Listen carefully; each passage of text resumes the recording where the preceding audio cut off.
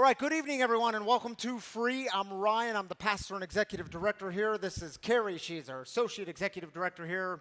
Welcome to all of you. Welcome to all of you joining us online. We're glad you're with us tonight.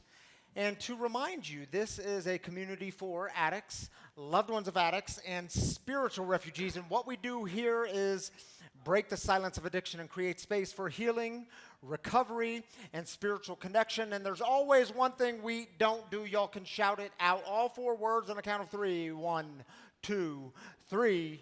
We don't do shame. We don't do shame. But Carrie is going to tell you some things coming up. Hello and welcome. If tonight is your first night here, we're super glad that you're here. Please connect with one of our volunteers. They're wearing the lanyards. They would love to get you one of our welcome bags. It has our Connect cards, a sample of Wagon coffee that's fresh roasted here on site. Also ways to get onto our mailing list so you can stay tuned to all of the events that we have coming up. We do have 2 great events coming up. The first one is this coming Thursday. If you've ever been to a sober open mic, we sponsor it along with the Phoenix. It's this Thursday. Doors open at 6. It's from 7 to 9. It's a wonderful event. All different types of performances, singing, poetry. Yes, and we get to cheer them on from the crowd section, cheer on people who are taking a stage for the first time in the recovery and sobriety, and it's a beautiful thing that happens. If you haven't been before, well, this is your invitation. It's a lot of fun.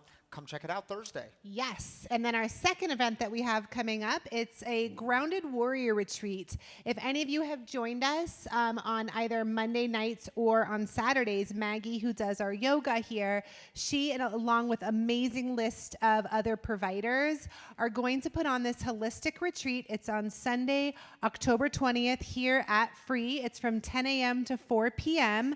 The early bird price is $68. So if you sign up before October 6th, otherwise past October 6th, it's $79. So you're encouraged to sign up early. I'm sure if you have any questions, beautiful Kira here in the front row would love to talk to you after because she is one of the amazing practitioners. And if you have any questions, you can contact Maggie on our flyer. There is her phone number. You can find that on our website and as well as on the newsletter. Yeah. And I just found out Wagon Coffee Roasters is helping to sponsor this event. Thank you, Wagon Coffee Roasters. And yeah, I have to do that because she's my wife. I know, sorry, Tammy. He told me to say that and I forgot. Thank you, Carrie. Hey, we have one more before we kick off celebrations, because you do know every Saturday night we kick off with celebrations. But before we kick that off, we're going to start with is it like a major celebration, kind of. Noelle and Mickey, come on up, because they are doing the gender reveal. Noelle is having a baby. The whole family can come. Now, we did this for Cora, and it came out pink, so we knew who you were, and here you are today. All right, so you guys are going to pop these things out. Yeah, don't point it at my face. And should we give the countdown? All right, 1, 2, 3. Oh, it's a boy. Woo! Come on. Oh, there you go. Yes. Congratulations, Mickey and Noelle. And a little boy that we'll welcome into this community in 7 months. 7 months? 6 months. Oh, my word. Congratulations. All right, y'all. Now we're going to keep the celebrations going. Woo, look at the air. It's like Holy Spirit smoke up in this. Hey, we take 3 minutes for this. If you are celebrating some good news, we like to celebrate it together in community. Maybe you're celebrating a sobriety anniversary or birthday or whatever the good news is in your life, your recovery. We do it together. We take 3 minutes. If you're online, drop in your celebrations in the YouTube comments or Facebook comments. We'll join with you there. Steve has a mic on this side. Pamela has one on this side. And we'll take 3 minutes. Here we go. Oh, she's just moving.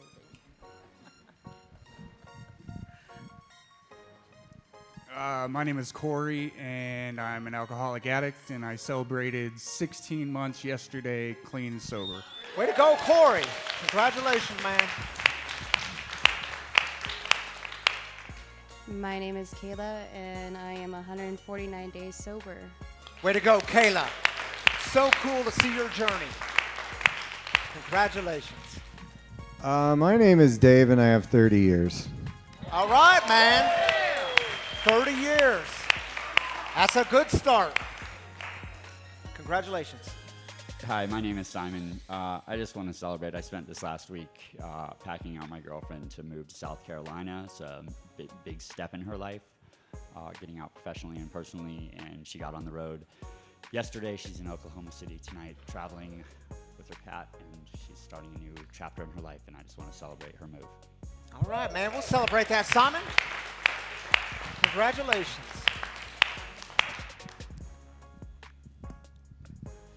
Hi, I'm Dan, alcoholic.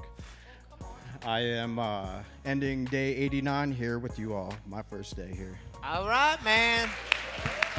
Congratulations. No fronts, but tomorrow's a good day. My name is Lily, and currently I've been in a treatment facility for the past 10 months, and I have 3 weeks left in my sentence. That's good news. We'll celebrate that. Congratulations. Hey guys, it's Mimi. Celebrating Andre, who got 7 months on the 14th. I have a little over 4.5 months again. We also bought a new truck and moved into a new house with a big backyard for the dogs. And we got to represent Recovery Dharma at the amazing Recovery Rally today. And being sober is amazing. Yeah, all good news. Way to go. Congratulations, y'all. Raise your hand if you were at the Recovery Rally today. Oh, oh wow. At least half of y'all. Yeah, it was good stuff, wasn't it? We got 30 seconds left. Any more celebrations? Yeah.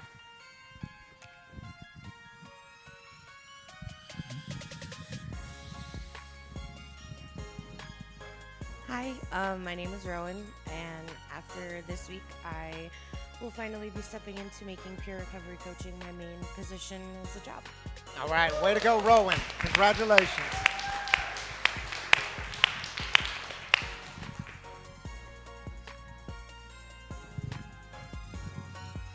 Hey, I'm Maddie. I have a close friend I spent the day with, and she's struggle busing in a relapse, but she got it together enough to come to the recovery rally, and Yeah. she was glad she went. So Yeah, we'll celebrate that, man. Congratulations to her.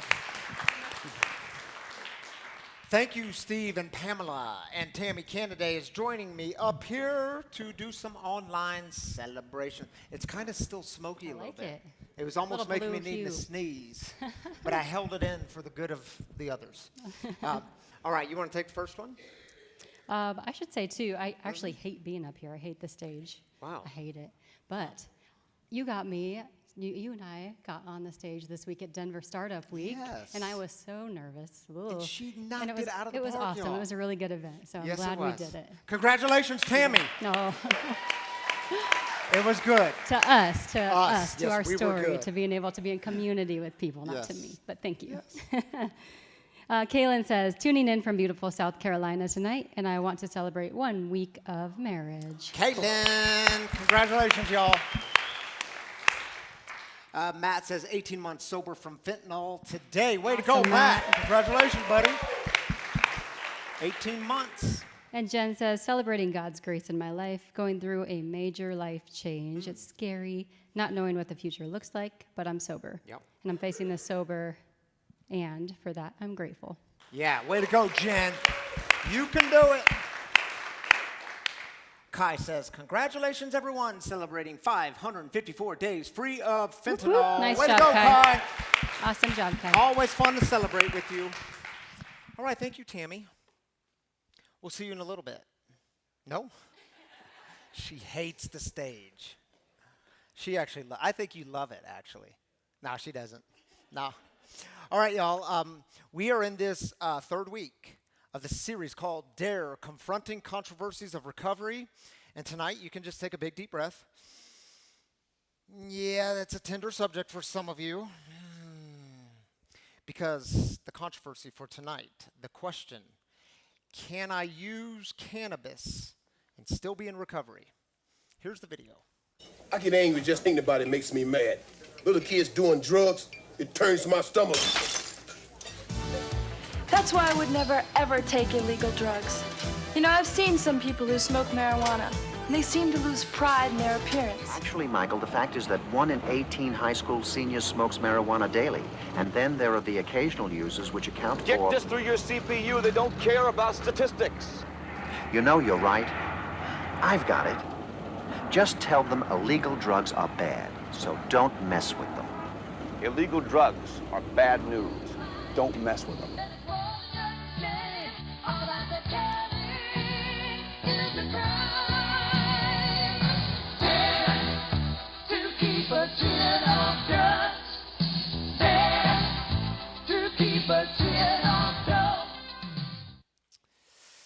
Yeah, can I use cannabis and still be in recovery? And do y'all know why I struggled with this message tonight more than most other messages? It wasn't because I was afraid that you might not like what I say, or I was afraid that you would disagree with what I say. Man, I had to make peace with that a long time ago, early in my ministry. Because the truth is, if you stand before people each week and you say some words and you open your heart, well, there's going to be times where people disagree with what you say. They don't like what you say, and it's okay. Why I struggled with this one more than so many others is truly in my preparation, I was thinking, man, I don't want to harm you or your recovery. Like the worst possible outcome tonight would be for someone to leave here and say, well, Rev Ryan, he said I could be in recovery and I could go out and use, and then you go back to the same old darkness of your addiction. That's a bad outcome. Don't want that. Another worst possible outcome would be for someone to leave here tonight and say, or maybe you're watching online, and you go back to your home tonight and you say, well, Rev Ryan, he just shamed me in the way I do my recovery, and you disconnect from this community, and we don't see you again, and it's perhaps been a place where you were finding new life. See, that's a very bad outcome. Don't want that. And let me just say one thing on that. Don't ever give one person all the power. When it comes to your life, when it comes to your recovery, don't give one person all the power. Not a sponsor or a mentor or a wisdom teacher or a pastor. And let me remind y'all, I don't have all the answers. I'm on a journey just like you are on a journey, and I believe in the power of community. I believe in community. It's why we do recovery together in community. We don't do it alone. Recovery, it can't hinge on one person. It can't. Do you know, early in recovery, I remember I would sit down with my sponsor, who was, by the way, at that time, 20 years clean and sober, working a program, and I would ask him these questions. And my thinking was, come on, man, you're 20 years sober. You're going to have the right answer. Just give me the right answer. And I would ask him these questions, and do you know how he so often responded to me? He would say, man, Ryan, that's a great question. I want you to bring that up as a topic in a meeting this week. And I'm like, come on, dude, just, you know the answer, just give it to me. I'm asking a real question here. But he had enough wisdom to know my recovery could not depend on him, a single flawed human being, even though he had 20 years sober. And see, we do it together in community. And here's the other thing I'm convinced of. Words matter. And in preparing tonight's message, I have tried to the best of my ability to choose wisely and with God's help. And I'm also well aware that some people still will hear only what they want to hear. And that too is okay. Can I use cannabis and still be in recovery? Let me go to my personal experience for just a moment. Many of you know that I got sober on January 7th of 2013, and since then I have not picked up a drink or any other mind-altering substance, including cannabis, weed, THC, marijuana. Those things are not part of my recovery today.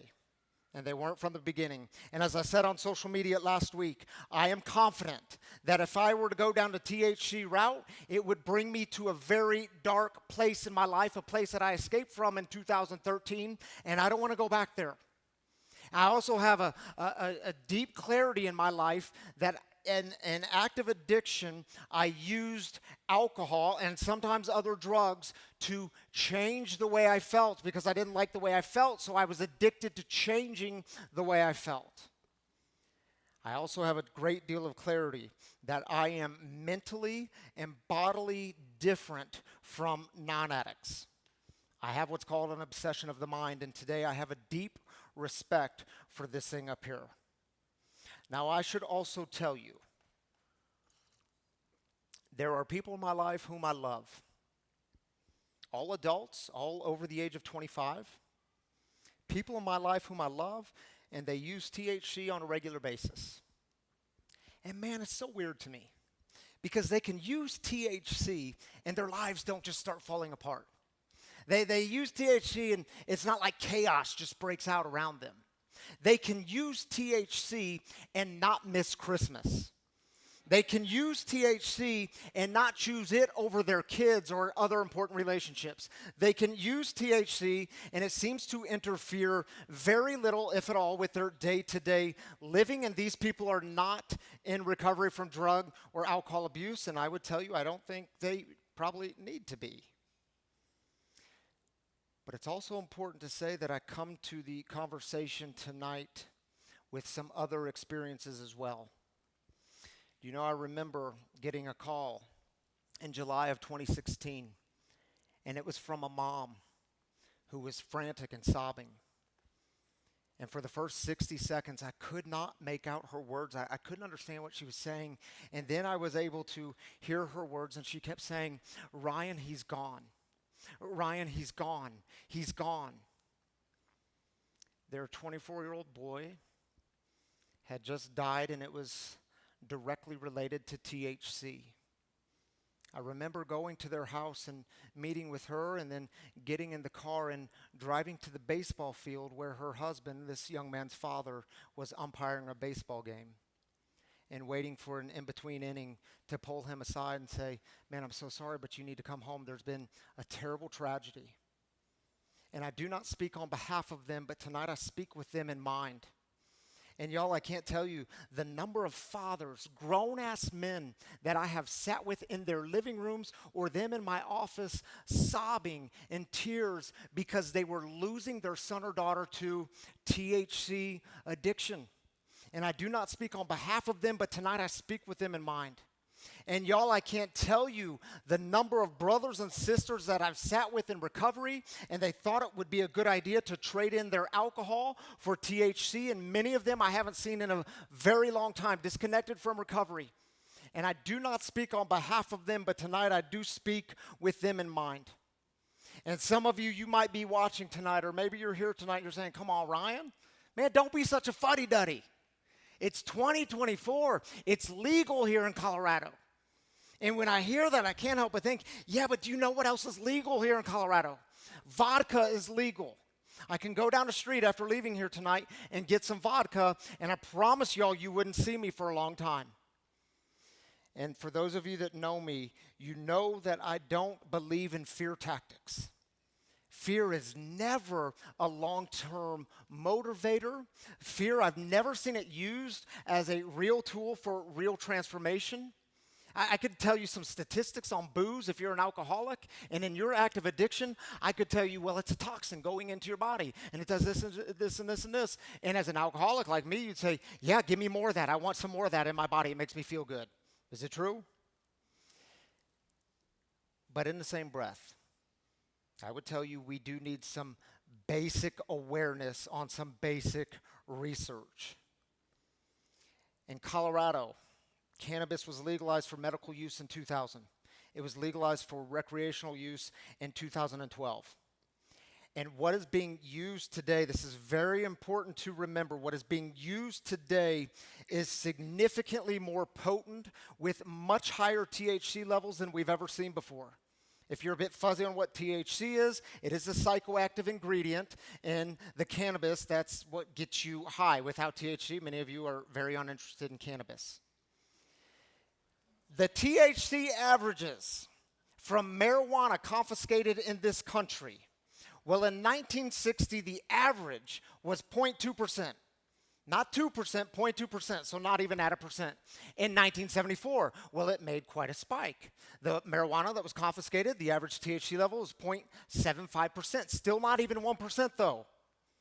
In 2020, commercial products nationwide, 14% THC levels on average. Mental health professionals tell us that we start to see significant mental health problems and an impact on the brain when it starts to get north of 10%. Ben Court, he's the author of Weed Inc. He's also the CEO of the Foundry Treatment Center in Steamboat Springs. He did a presentation in May. You can find it on YouTube. It's called Lessons Learned from Colorado. I highly recommend it. He told us that in 2020, the average THC potency in products sold in the state of Colorado, 69%, much higher than the 10% where they tell us to get pretty concerned. And what we've done is we say, yeah, no, it's perfectly safe. It's never been safer. I can walk into a cannabis store and it's legal and I can have a legal transaction. In all reality, it has never been more dangerous. There are 11 diagnostic criteria for substance use disorder. They tell us that if we have 2 to 3, we're a mild case. If we have 4 or 5, we're a moderate case. If we have 6 or more, well, you are a severe drug addict or alcoholic. One of the criteria is this: needing more of the substance. Do we have the slide? Needing more of the substance to get the effect you want. And this is all about tolerance. With drugs and alcohol, tolerance is a very interesting thing. Because, see, you can put some opiates into your body, and your body builds up a tolerance, and you do more and more and more, until finally one day your brain says, nah, we ain't doing this anymore. We're going to shut down, and you're going to stop breathing, and you die of an opiate overdose. 110,000 people died last year of an opiate overdose. A big thanks to fentanyl on that one.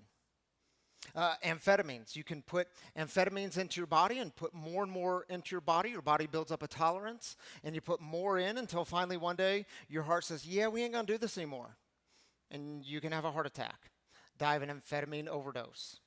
Or with alcohol, you can put more and more alcohol into your body, and your body is building up a tolerance, and sometimes over many years or even decades, and you put more and more in, and finally one day your liver says, yeah, we ain't going down this road anymore. The liver starts to shut down, affecting all other organs, and you die of liver failure. You die of alcoholism.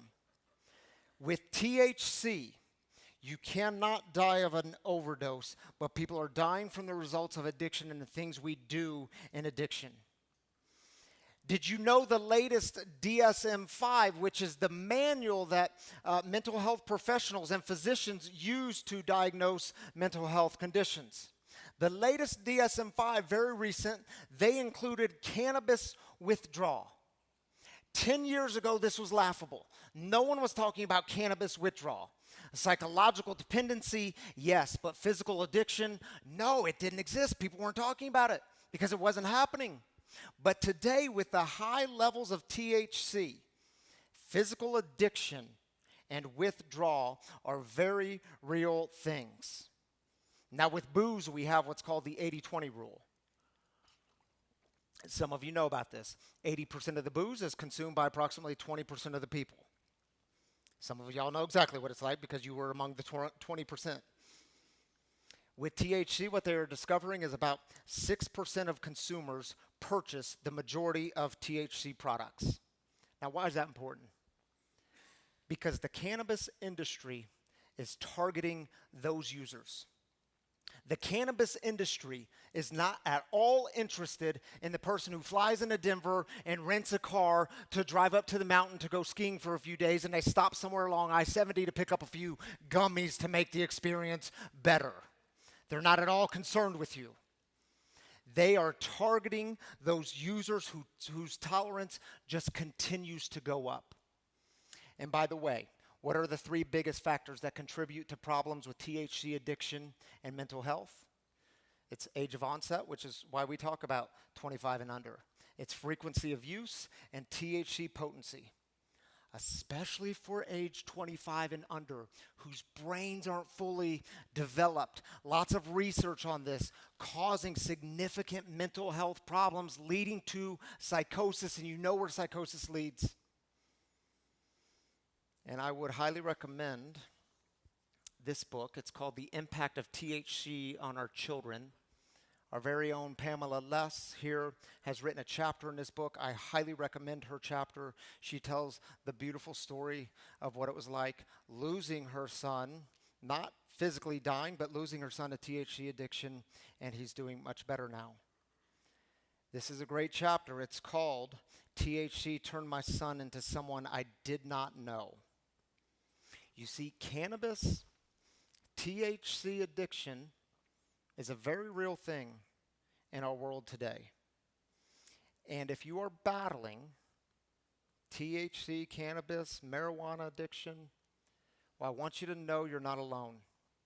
There are Marijuana Anonymous meetings all over the country in every major city. You can find many of these online. We have an MA meeting here at Free. It's a women's only meeting. It's at 6 o'clock on Wednesday evenings. Maybe you want to check it out. And what I know is too often marijuana addicts, cannabis addicts, THC addicts, they have been classified as second-class addicts. I've been guilty of this. Maybe you've been guilty of this. We say things like, come on, man. You mean to tell me you're just addicted to a little weed? A plant? So you're not addicted to real drugs, the drugs that are going to harm you. And y'all, I can tell you, people are losing their lives. They're losing everything that's meaningful to them because of THC addiction. We have to stop saying that. In the recovery movement, we need a new perspective on this. We need a change of perspective, a mindset shift. Can I use recovery and can I use cannabis and still be in recovery? Y'all didn't think I was actually going to answer that question, did you? Come on now, it's smarter than that. In the first century, there was a movement growing up in the first century city of Corinth, started by the Apostle Paul, who would go from one city to another, and he would start a church, and then he would make sure they're doing okay. Then he would leave and go start another, and leave and go start another, and he would stay in contact with them through the act of letter writing. Now, this new group of Jesus followers, they were finding a new way and leaving an old pagan way. But here's the thing that you need to know about Corinth. They were surrounded by these pagan temples. In the pagan temples, they would sacrifice animals to the pagan gods. So this new group of Jesus followers, they start asking their founder, the Apostle Paul, they start asking him questions in letters. They said things to Paul like, Paul, all right, man, we get it. We can't eat animals that have been sacrificed in the pagan temples, the pagan gods.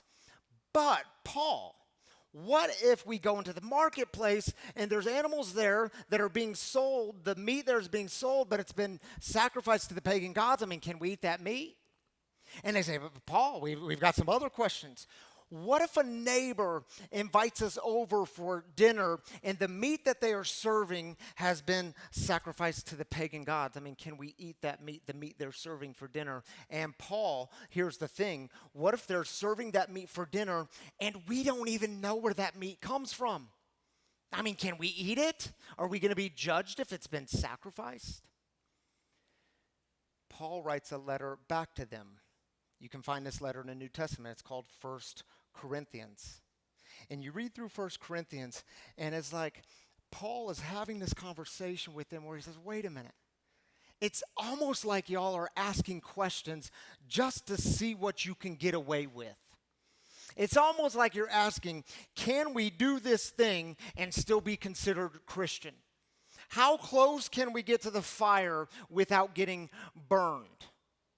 And have you forgotten why you got into this for the first place? You got into it for new life. Have you forgotten the God who has transformed your mind, transformed your heart, and now you're asking these stupid questions, terrible questions?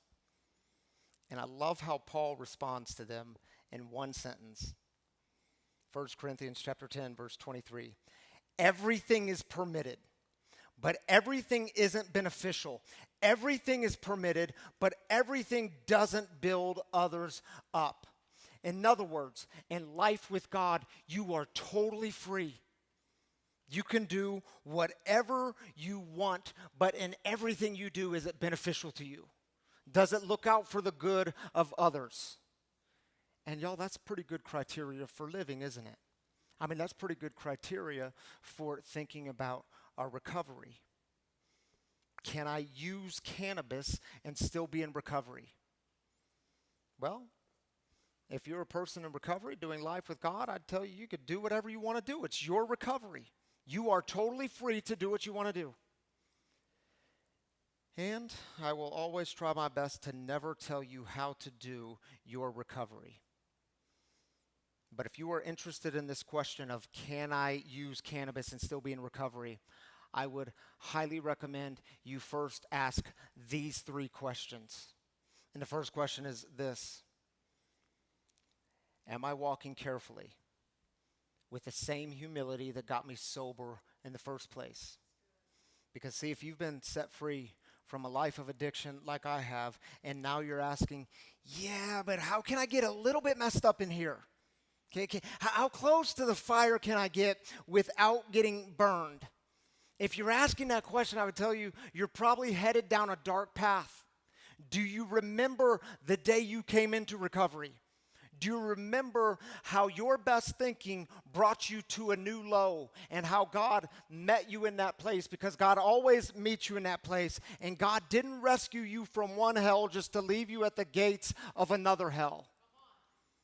And the second question I would highly recommend you ask yourself if you're asking, can I use cannabis and still be recovery, is this. Ask yourself this question: am I making myself accountable to others?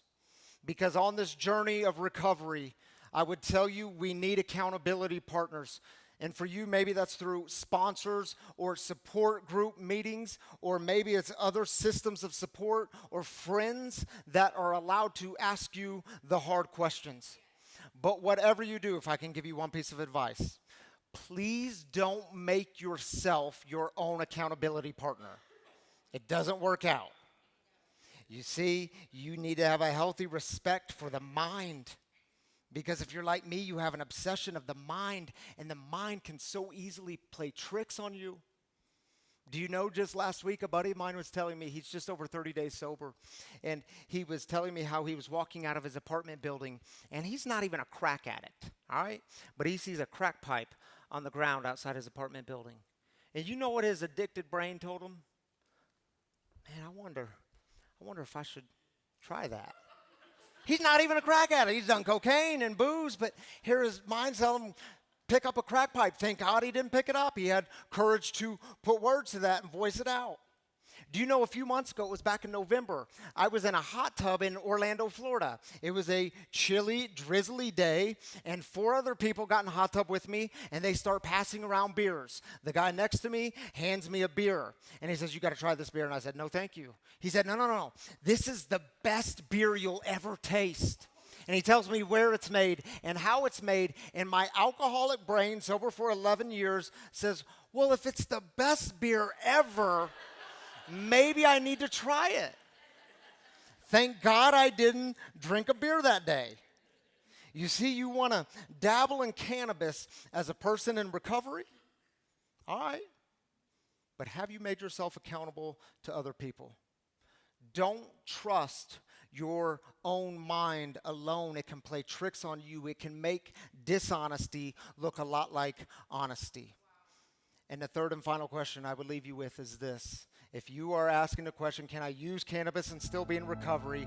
Ask yourself, everything is permitted, but is what I'm doing beneficial to my recovery and the recovery of others?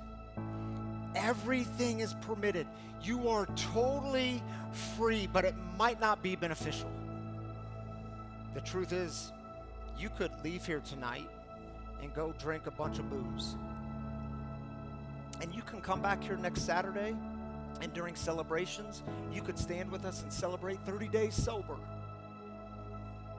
No one's going to question you. We're going to celebrate you. And yet I would tell you that dishonesty is probably going to eat you alive at some point. You see, everything is permitted. You are free, but does it look out for the good of others? You can be sober from alcohol, and you can give us this message. You can tell us how you have substituted alcohol for THC, and who knows, maybe that's working for you. But are you looking out for, in your message, are you looking out for the good of others? And if not, please stop with your message. It was Jesus who said in John's Gospel, the thief enters only to steal, kill, and destroy. I came so that they could have life, indeed so that they could have life to the fullest. You see, my brothers and sisters, don't let addiction, the thing that seeks to steal, kill, and destroy, the thing that is so cunning, baffling, and powerful, don't let it creep back in and take everything from you. The things that you worked so hard to get back in your life, like your dignity, your honesty, your kids, other relationships. Protect your recovery. It is one of our 4 core values here. It's one of the things we stand for here. My recovery is worth it. One day at a time, I will focus on putting my recovery first so that everything I love doesn't come last. Protect your recovery. And here's what we're going to do. We're going to hear a song. This song, anyone know Papa Roach? Yeah, Papa Roach. This beautiful mix. Papa Roach got together with Carrie Underwood, and they're singing this song called Leave a Light On. And during the song, I invite you to reflect on your own recovery. Reflect on your own recovery, but also how in this community we do recovery together, how in this community we must always leave a light on for those still suffering, for those looking for a way out. Here's Leave a Light On by Papa Roach and Carrie Underwood.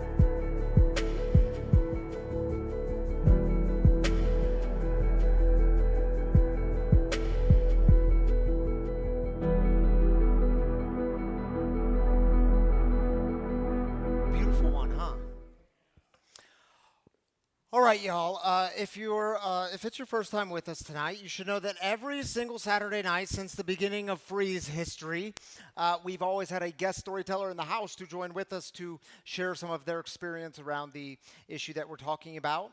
99.99999% of the time, that person is, of course, in person to join us in the living room.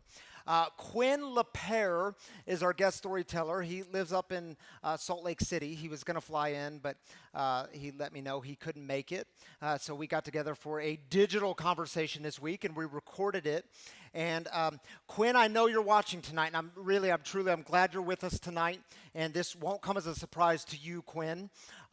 Quinn and I have different perspectives on this issue. He shares a message that is different than mine. And I asked Quinn if he would be willing to have a conversation around it. We don't do shame, but I've got some questions for him. He was gracious enough and kind enough to join me, and it was a very respectful conversation, as you'll see. And you might be watching tonight. Maybe you're online, maybe you're here in person, and you're thinking, Ryan, I don't get it, man. Why'd you have Quinn? Why didn't you have someone who was like going to give the more wholesome message of abstinence? And, well, because that would be confirmation bias. You know my perspective. I've shared it with my experience with you, and I truly believe in hearing other perspectives to know the other. So Quinn joins with us tonight. For the next 20 minutes, you're going to hear the conversation that Quinn and I had. You might disagree with some of it. You might agree with some of it. That's okay. We can still walk together, I hope. Here's Quinn Lapeyre. He's a digital content creator, recovery content creator. He has close to 1 million followers on his social media platforms. He's the founder of Cali Sober. If you don't know what Cali Sober is, well, you're going to learn about it in just a moment. Here's Quinn Lapeyre. Quinn Lapeyre, good to be with you today. Thanks for joining us. And just a brief word about Quinn. Quinn is the founder of Cali Sober, and he's going to talk more about that. He's a recovery content creator. He's got nearly 1 million followers on all of his social media platforms. And Quinn has been sober since October 1st of 2020. And Quinn, I'm going to throw it to you. I just want you to give us the 2-minute rundown of what addiction was like for you. What was the darkest day of your addiction? Yeah, absolutely. So first off, I want to say thank you for having me on and giving me a platform to tell my story. So the darkest day for me, I think, was the day that I decided to start this journey of recovery. I still fell back into relapse after that, but something sparked where I was like, okay, I can't live like this anymore. And that day was when I was contemplating a triple homicide over an ounce of dope. I've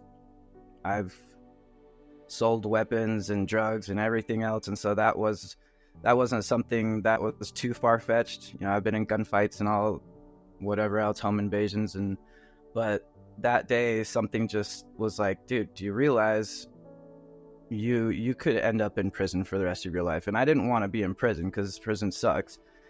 And so I was like, I have to make a change. I just can't live like this. But before that, I mean, I've done it all. I've sold my body for dope. I've stolen from, my closest friends and relatives. I mean, the same story that we all have, just not good people morally. Yeah, so here you are today in recovery, a radically different life. And the big topic of today, I know a lot of people know what Cali Sober is. Some people don't know what it is. What is Cali Sober? And I know this is an approach you use for recovery. So tell us what it is and why you think this approach is helpful. What are some of the benefits you're seeing?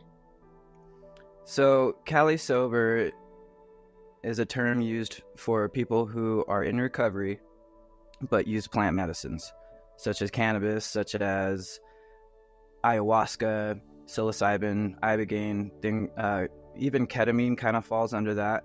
And I'd like to point out that Cali Sober is simply a pathway under the umbrella of medical assisted treatment and harm reduction. So Cali Sober doesn't look to replace Alcoholics Anonymous or abstinence. We're not like, hey, you're doing it wrong and this is the right way. Nothing like that. we're accepting of everybody. In our groups, we have people who are abstinent, we have people who are on mental health medications, we have people who are on Suboxone or methadone or decide to be, on cannabis treatment. So we're under the umbrella of harm reduction, medical assisted treatment, and that's what's important to us. We're not looking to replace anybody or any program of any sort. We're just giving people another option if abstinence doesn't work for us. Yeah, and Quinn, talk a little bit more about this, because I think if I have your story right, you got clean and sober through the 12-step program, AA, NA, maybe some other A's. How did you stumble upon Cali Sober? What made you say, hey, abstinence isn't the only way, but we need to explore this? How'd that look in your journey? After about 9 months of getting sober through abstinence, I was in sober living. I had to do 5 meetings a week, and I'm going to be 100% honest. There was a cute girl there that I wanted to impress by knowing all the things, right? Like I walked into that class and was like, oh, I have a reason to be here, because I was still sick. I mean, I'll admit it. The first day I walked into Alcoholics Anonymous, I was still sick. My brain was not sober, right? I wasn't having sober thinking. It was all addict behaviors. So as I'm going through the steps, I'm doing my inventory, I'm sponsoring, I'm praying, I'm meditating, I'm finding a higher power. I'm doing everything by the book because I wanted to be that AA, big book thumper. I wanted to freaking know this program. And as I'm going through this program and sponsoring people, I'm seeing people struggling with mental health. I'm seeing people struggling just to stay on track with the steps. And I get a sponsee that comes in and says, hey, I've been struggling with my mental health. And I went to my doctor. The doctor says, they recommend me being on these medications. Is this okay with you? And I'm looking over the things, and one of the prescriptions was Adderall. And I was like, whoa, I'm learning this AA program to the book, right, to the T. So I'm like, that's not cool. That's not, 100% no mood or mind altering. This kid's like, okay, he takes my advice. He goes out the next week and freaking relapses. So I was like, maybe some people need medication for their mental health so that they don't make these impulsive decisions. And that's exactly what happened to me. I got to 9 months, and I made a dumb decision to go out on my motorcycle that wasn't insured, wasn't freaking, licensed, still addict behavior. Oh, I'll pay, what's important last. What's important right now is being able to go out and have fun with my friends and buy new clothes and all this stuff. So I was still sick, get on my bike, get busted by the cops, lead them on a high-speed chase, blah, blah, blah. Get back in jail. When I get out, I was living at a sober home, lost that place, so I was homeless on the streets. And within the next week, I found a buddy who let me stay with him and freaking relapse. So then, about a year later of relapsing is when I came to that moment where I was contemplating the triple homicide, everything else, and got sober again. And this time I did a Suboxone taper, which in Alcoholics Anonymous or in freaking rehab programs, it's pretty universal, that if you're on Suboxone, like, you can count that as sober time. So to me, it was like, okay, so some people, there's these inconsistencies. Either we're 100% abstinent in the program or we're not. Any deviation from 100% abstinence is not technically sober. And I don't think that's right. I think for people with mental health conditions or diseases or illnesses, or even taking birth control, which is a mood or mind altering substance, all these things are off the table and you're no longer sober. That to me doesn't allow for people to search for answers for their mental health. Yeah. And cannabis is part of your recovery today, correct? Yeah. I mean, that's yes. Something you advocate for, or at least, and I know you're building a Cali Sober program, and it was built on the principles of AA, because these principles from, so what's that look like? How's it any different?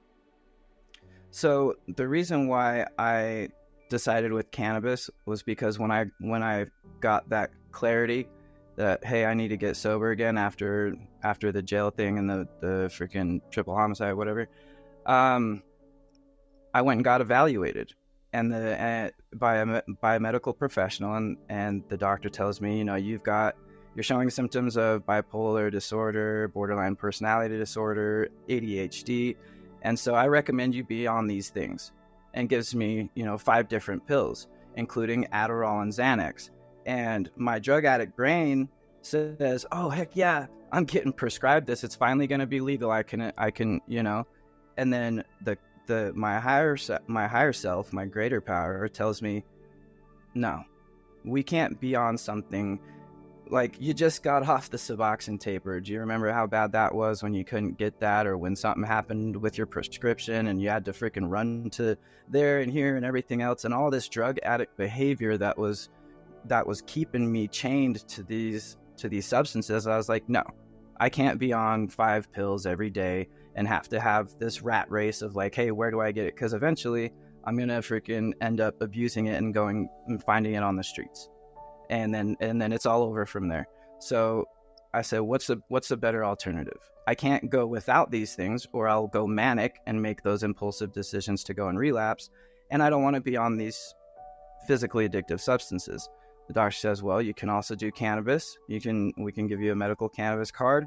You can then manage your anxiety, manage your depression, manage your mood. And once you do those things, then maybe you won't be so volatile in your mental health. So I said, okay, I'll try it. After 18 years of addiction, I'll try anything to freaking finally be rid of these obsessions. And so I started to use cannabis whenever I had triggers of wanting to use harder things, or when I was unable to manage my emotions properly, and it helped. It regulated me out. There's a thing in the body called the endocannabinoid system. Whether it was placed there by evolution or whatever, the fact is that cannabinoids that are in cannabis fit like a lock and key into the system that we have within our bodies, and it helps with things like inflammation, depression, anxiety, sleep, eating disorders, all sorts of things.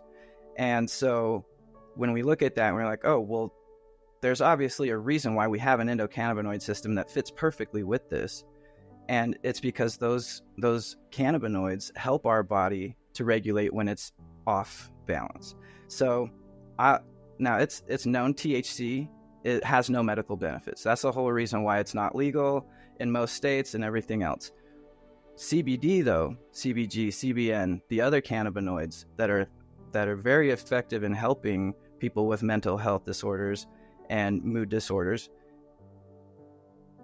we have the option to not have THC in those products. Now, THC helps for people in recovery to manage those triggers. So it's the combination of the two that allows people to manage their recovery by being able to do something which, like I said, is harm reducing, right? Yeah. Harm reduction. That's the whole idea. So let's talk about THC for a moment, and particularly with young people. So I know there's different statistics out there, but by and large, at least what I've gathered is the weed of yesterday, the 1960s, you had 0.2% THC, then it went up to 0.5%, and then it went over 10%, and medical professionals were saying, hey, look, when it starts to get north of 10%, that's when we start seeing mental health problems. That's when we start seeing some breakdowns. Here in Colorado, where THC is totally legal, recreational use and medical use, some are saying what's sold to the consumer is up towards 70% THC, which is very, very high.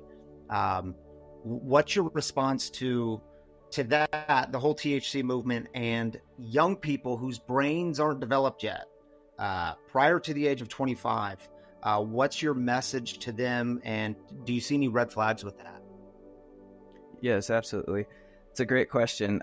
I think, me personally, I don't condone anybody using any substance of any kind under the age of 25, especially because your brain's not fully developed and the brain starts to develop these dependencies on other things.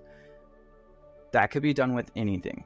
It could be done with food. It could be done with, other substances. It could be done with toxic relationships, your brain starts to develop a dependency. People who have codependency issues have this issue, that they experienced before their brain was fully developed that caused them to feel a certain way, that they need this thing, whether it's a partner or a substance or whatever it is.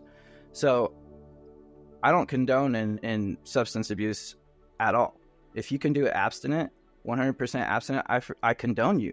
And like I said, I don't want anybody to change what they're doing if it's working for them. That's the most important thing.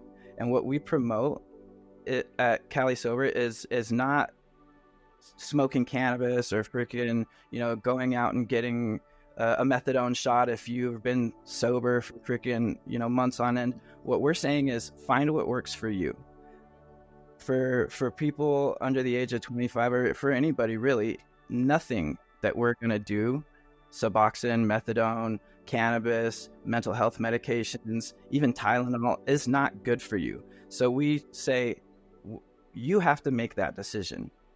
Is doing this going to better my life? Is it going to add to my experience, or is it going to take away? Am I doing this to heal, or am I doing this to escape? Is this hurting me? That's what's important. And me, I've outweighed the benefits and the cost. And the benefit is that I don't have to, but by using cannabis, I don't get these urges. Or if I do get urges, then I can manage them with a little bit of cannabis instead of going and doing something outrageous like going and relapsing, which could at this point die immediately. The amount of fentanyl that's in literally everything is insane. So what we're saying is harm reduction, right? If you're going to relapse, why not try maybe just smoking a little bit and seeing if that helps? That's what we're saying. We're not saying if you're 100% abstinent and it's working for you, maybe try cannabis. If it's working, stick with that. Yeah. And do you have to worry about it all? Or do you see people come into the Cali Sober movement and abuse it in the sense of, hey, I still want to numb out. I still want to shut off some feelings. So this dude's telling me I can go out and use this and I'll be okay. And then they go right back to an old life, right back to the dark places. Do you see much of that? Do you have to worry about that? What are the concerns? Yeah, I worry about it because as somebody who's got a foundation in Alcoholics Anonymous, I saw it every day, right? So the fact is, yes, of course there's going to be people who are abusing it. Are there people in Alcoholics Anonymous who are also abusing their prescriptions or abusing, freaking having 6 monsters a day? Because that was me. I was drinking freaking Red Bulls like it was water, and that was my brain saying, hey, I need stimulation, like give me stimulation. And the freaking amount of caffeine and nicotine that I was taking in was fixing that for me, right? Is caffeine and nicotine really good for you? No, absolutely not, right? Smoking anything, like I said, is not good for you. So that's where, like I said, I need to outweigh those benefits. Is smoking freaking a pack a day and drinking 6 Red Bulls a day better for me or worse for me than another option, which could be cannabis, which could be freaking abstinence from those things, but my brain is still going to say, hey, we need stimulation. And people early on in recovery don't know where to get that. They don't know where to get stimulation. We've been sitting on the couch nodding out or freaking, doing toxic things, having toxic behaviors, gambling, sex, porn, everything else, So we have to find these ways of stimulating the brain, because going from 100% stimulation to very little, that's where relapse comes in, because we don't know what to do. And it's uncontrollable. You've been there before where you were like, man, I can't control this. I can't help myself. I have to get this. I have to get this stimulation, and so finding the answers for that request from your brain of, hey, I need serotonin, I need dopamine, I need this, I need that, in a harm reduction sense, to me, that's more important than you saying, you know what, I don't have any answers. The only answer my brain can come up with is, let's go get a shot of heroin or a shot of coke or meth or whatever it is, or a shot of alcohol.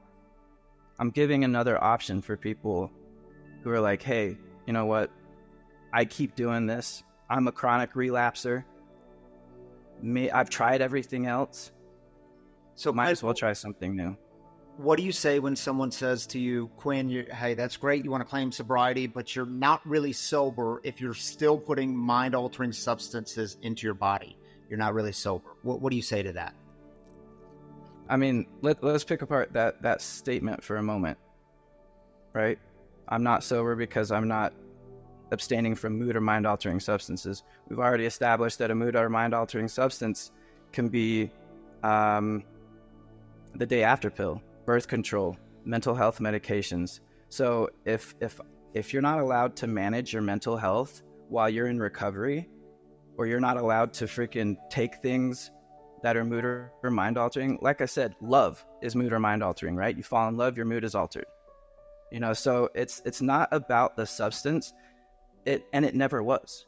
It's not about the alcohol. It's not about the heroin or the coke or the meth. It's about our relationship with those substances, right? Because coke itself, left alone on a table, is not good or bad. It won't do anything. It's not going to stand up and kill nobody.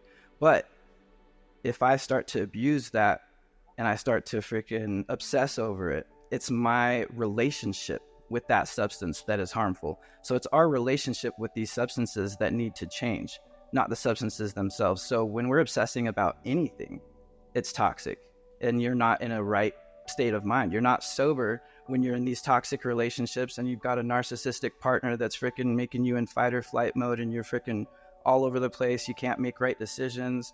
You know what I mean? So sobriety has to do with the mind, and being clean has to do with the body. I don't claim to be clean.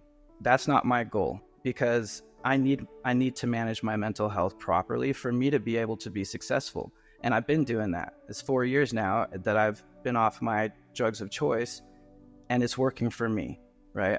I'm doing amazing things in the community. I'm working at a mental health center. I'm working at a freaking sober house.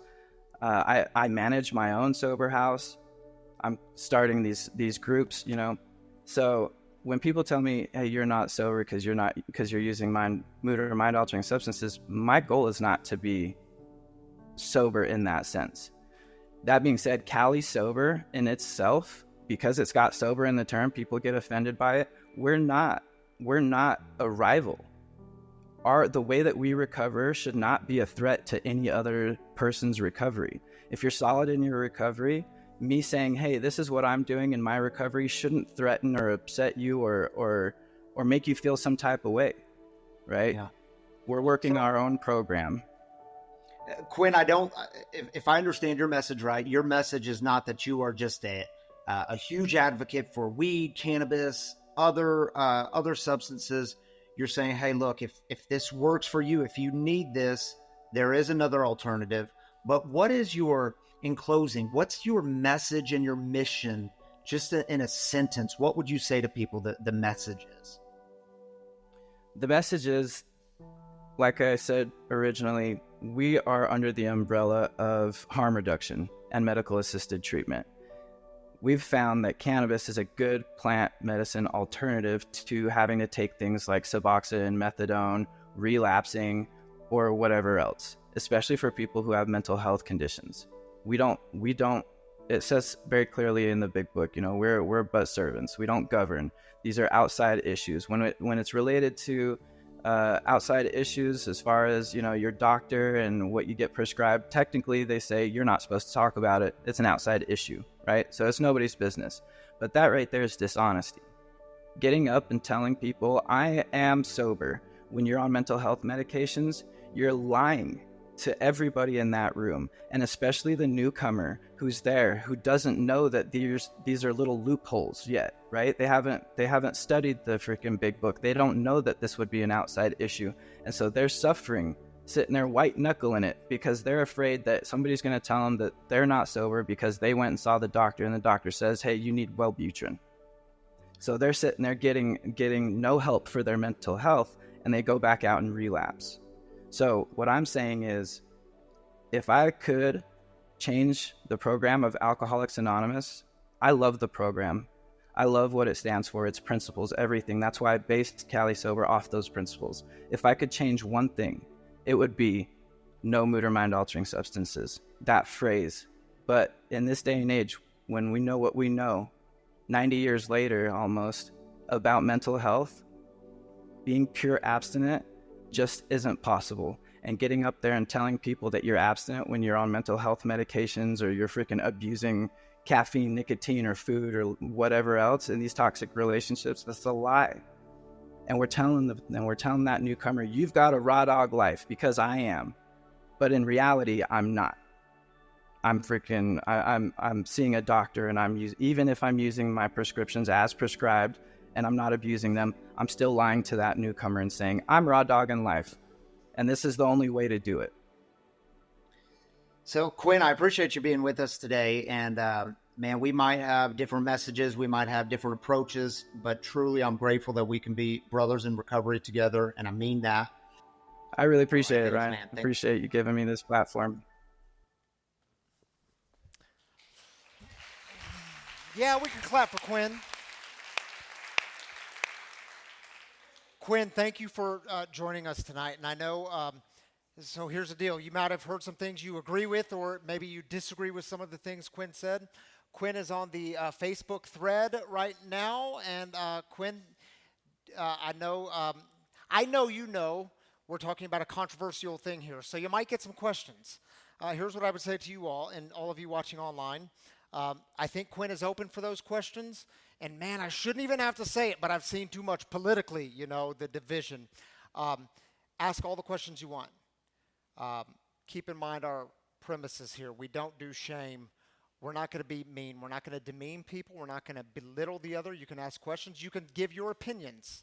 That's different than demeaning someone. If you get hateful on there, your comment, Carrie will delete your comment. So there's no room for hate. Ask all the questions. Quinn, now you might get some questions around birth control. Now, I'd never touched the stuff. I ain't going to touch the stuff. I didn't know it was mind-altering and mood-altering, so you might get some questions around that. And, dude, you mentioned coffee, and my wife is a coffee roaster, a coffee bean roaster. And so, man, that's a little too close to home. We love our coffee here. But seriously, thanks, Quinn, for joining us. Hey, the way we'll close down here, like we do every Saturday night, is we take 3 minutes to voice the heartaches, just like we do with celebrations. Maybe you've been carrying a heartache this week, a burden, and you haven't put words to it, and you need some prayer, some lifting up, some encouragement. Well, this is your opportunity to put words to it. Say it out loud. Darren will have a mic on this side, and Kiera will have a mic on this side. Let me turn that mic on for you. Oh, it's on.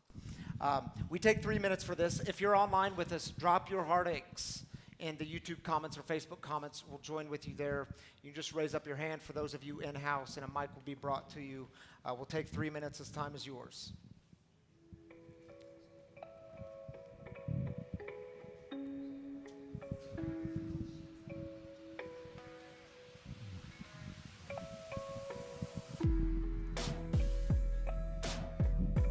My name is Layla. I just wanted to ask for prayers, and I've been looking for a job the last couple of weeks, and they keep falling through. So I'm still pushing, but it's tough. So if you could pray for me. Prayers for you, Layla. Glad to hear it.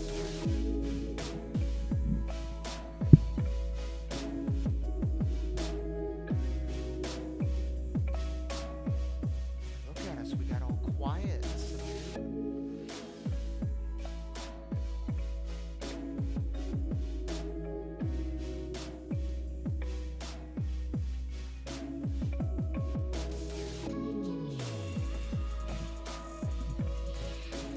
I would like to say a prayer for my nephew and for my sister up in Washington, and just praying that she has clarity and open-mindedness to have a new mindset wrapped around her life and honesty.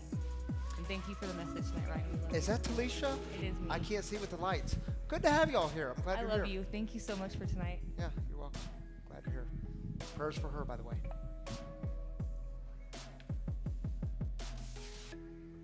Others.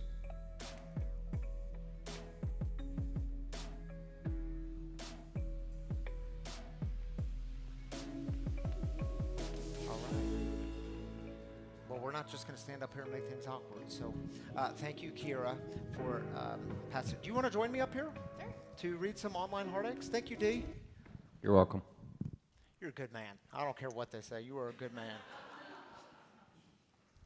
All right, you want to take the first one? Maybe our online people were more talkative. I don't know. Yeah. Kelly Harris. I have a heartache tonight. Day before yesterday, my son, who is 32 years old, slapped me in the face, and I am disabled with heart failure, and I had to call 911. Please pray for him. The fentanyl has changed him. Oh. Yeah, we will pray for that. Yeah, Kelly, prayers for you and him. Kristen says, hi, Kristen. It's good to have you here. She says, I'd like to hold up my children's father's side after the death of their Aunt Sharon, a friend of 35 years. Kristen lifting all of them up, prayers for them and the family and all who loved her. Glad you're with us tonight. Thank you, Kira, for being up here for some heartaches. Thank you. All right, y'all, I know we went a little over tonight, but I do want to end with saying if this mission of breaking the silence of addiction, if it has impacted you, if it is impacting you, if this community, if we are your people, your tribe, your place, your home, whatever you call us, we do rely on your generosity here. I know many of you have made it a spiritual practice in your life. You've made it a sacrificial practice in your life. And I always like to take the opportunity to say thank you. It truly makes a difference here. Your giving, it's, well, to be honest with you, without it, we don't exist. So that's how important it is, and thank you for it. If you'd like to donate free, there's a few different ways to do it. You can download the app, Pre-Recovery Community. All of the messages and guest storytellers are on there, all of our content. You can find everything on there with a giving button where you can give one time, or you can even give weekly or monthly, however you want to do it. We're grateful for all of it. You can also go straight to the website, freerecoverycommunity.com, and the same process is found there. And there are, of course, the 2 kiosks for you cash and check type people. 1 kiosk beside these doors and 1 just outside of the back doors there. And there is the dip jar. It hangs out on the black table just outside of these front doors here. And what you do is you take a credit card, you dip it in, dip it out. It lights up. You get to feel good about your giving. It's set at $20, which means you can't give more than $20 or less than $20. So if that's your jam, please feel free to dip. Shall we go out with a prayer? Yeah, I'd invite you to just open hands. Just a simple sign of openness. Open to the God who is breathing life in you, through you, all around you. Spirit is giving us life, which means the breath you just took is an absolute gift. So just take a moment to breathe.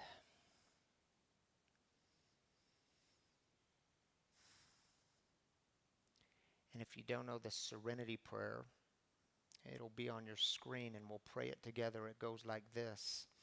God, grant me the serenity to accept the things I cannot change, the courage to change the things I can, and the wisdom to know the difference.